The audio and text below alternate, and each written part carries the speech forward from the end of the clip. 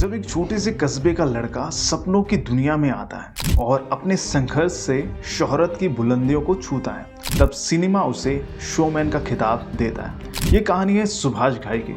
क्या आप जानते हैं कि सुभाष घाई, जिन्होंने खलनायक और कर्ज जैसी फिल्मों से बॉलीवुड को बदल कर रख दिया, कभी ट्रेन और बसों में सफर करते हुए स्टूडियो के बाहर घंटे खड़े रहते थे। चलिए जानते हैं उनकी जिंदगी के संघर्ष, फिल्में और वो किस्से जो कम ही लोगों को पता है। FTII से एक्टिंग का कोर्स करने के बाद सुभाष घाई जब स्टूडियो पहुंचे तो उन्हें वहां एंट्री तक नहीं दी गई।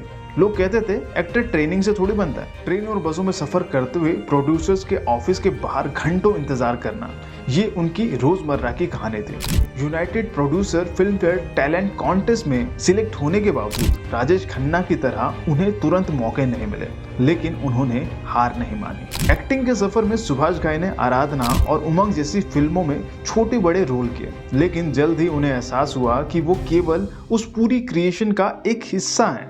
वो खुद को असली क्रिएटिव प्रोसेस का हिस्सा बनाना चाहते थे। यही सोच उन्हें डायरेक्शन की तरफ ले गई। डायरेक्शन की शुरुआत भी आसान नहीं थी।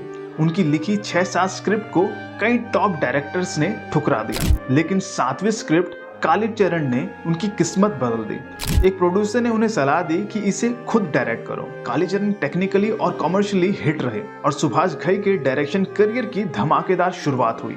सुभाष घाई का मानना है कि एक्टर की असली पहचान उसकी आंखों से होती है। खलनायक के संजय दत्त वाले किरदार के लिए कई स्टार ने दिलचस्पी दिखाई, लेकिन सुभाष घाई ने सिर्फ संजय दत्त को ही चुना। उन्होंने कहा, तुम्हारा चेहरा प्रेमी, हत्यारे और आतंकवादी तीनों को दिखा सकता है। हालांकि खलनायक पर कई विवाद हुए, चोली के पीछे गाने को अश्लील बताया गया, यहाँ तक कि सुभाष घाई पर आतंकवाद को बढ़ावा देने का आरोप भी लगा। लेकिन जब फिल्म रिलीज हुई तो यही गाना इंडियन सिनेमा का हिट गाना साबित हुआ।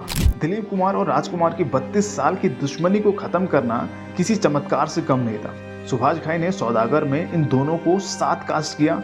लोग कहते थे ये फिल्म कभी नहीं बनेगी, लेकिन सुभाष घाई ने 9 महीने में फिल्म पूरी की और दोनों के बीच दोस्ती करा दी। सुभाष घाई की जिंदगी में संघर्ष कभी खत्म नहीं हुआ। पिता के निधन के बाद भी उन्होंने फिल्म मेरी जंग के गाने की शूटिंग नहीं रोकी। उन्होंने कहा था, जिंदगी हर घड़ी एक नई जंग है। यही उनकी सोच थी जिसने उन्हें बॉलीवुड का दूसरा शोमैन बनाया। सुभाष घाई और शाहरुख खान ने परदेश में एक साथ काम किया। हालांकि उनके बीच कई बार बहसें होती रहती थी। इसी कारण उन्होंने शाहरुख खान के साथ दोबारा काम नहीं किया, पर परदेश आज भी बॉलीवुड की यादगार फिल्मों में गिनी जाती है। सुभाष घाई का कहना है कि संघर्ष से प्रेम कर लीजिए तो वो आपकी आदत बन जाएगी। सुभाष घाई ने दिखा दिया कि सपने देखने वालों के लिए कोई भी संघर्ष बड़ा नहीं होता।